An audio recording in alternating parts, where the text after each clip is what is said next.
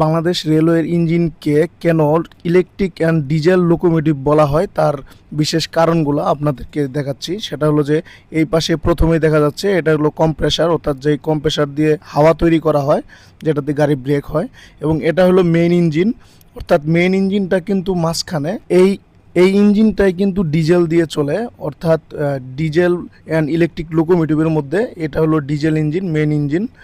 এবং এই পাশে যেটা দেখা যাচ্ছে এটা হলো জেনারেটর, ফ্ল্যাশটা দিয়ে দিচ্ছি দেখার জন্য।